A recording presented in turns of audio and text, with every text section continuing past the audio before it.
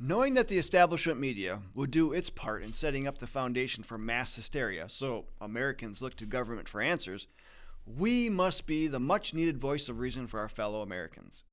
We'll look at how you can do that in this episode of Activate America, patriotically staying active during COVID-19 lockdown. If you've read through the New American Special report on the coronavirus titled Freedom is the Cure, then you may have seen the article on page 25, which is Fanning Wuhan Virus Hysteria, Media's Latest Anti-Trump Weapon. It's written by a longtime and well-respected senior editor, William Jasper. The subtitle of the article sums up the premise of the article quite well.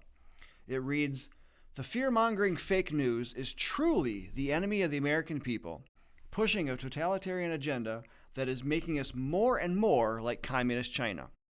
In the article, Mr. Jasper wrote, "For the globalists and the media leftists, the new coronavirus epidemic offers a perfect opportunity to weaponize fear for multiple gains, including 1.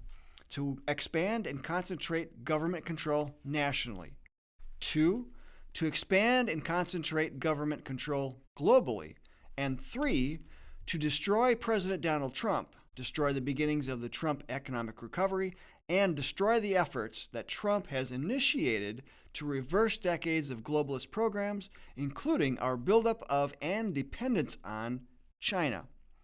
While the media rushed to conflate the virus news by labeling Trump's handling of it as Trump's Chernobyl or Trump's Katrina, legal experts that appear on the media accuse the president of homicide and call his handling of the situation criminal. Mr. Jasper makes the point that as the media does this, the same is happening to you and me on social media platforms. We are labeled virus deniers and conspiracy theorists who pose a serious public danger, all because we are against the draconian measures that government of all levels has implemented. As Mr. Jasper points out in his article, big tech social media platforms are being urged to censor and deplatform dissenting views, even more than they were already doing. The New American just last week published an article on instances of Facebook banning anti-lockdown organizers, calling their posts misinformation.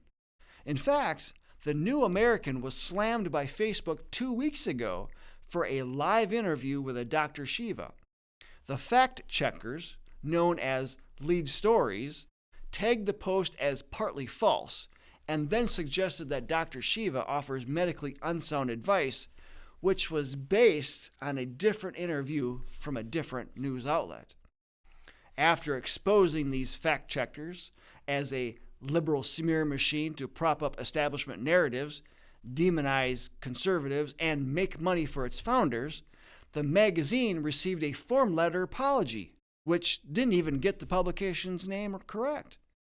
Nonetheless, it goes to show you how serious and seriously wrong the media is on the Wuhan virus. Unfortunately, the voices of reason and sanity are getting drowned in a sea of establishment hysteria. What we must do is to amplify our voices to get to the people directly, and that is where you come in. Being in lockdown, we're not able to meet face-to-face with too many outside of our immediate family. Of course, we can take every advantage of email, texts, phone calls, video conferencing, and anything else that puts us into contact with others. The New American is one of those voices of reason, so share this issue of the magazine with as many as you can. You can download a free PDF of the issue and email it to others. You can share the link to the free download on all social media platforms, and you can also text the link to contacts in your phone. But remember, if you take the shotgun approach, then follow-up is made rather difficult. Choose a handful of people to follow up with, especially those within your community that you can eventually visit. At this point of lockdown, many more people may be open to your efforts than they normally would be. But follow-up is key. Ask them direct questions about a specific article to see if they've read it. Find out what articles they did read, and then send them additional links to related articles. This will help to establish you as a resource. Continue to follow up until they are ready to get involved.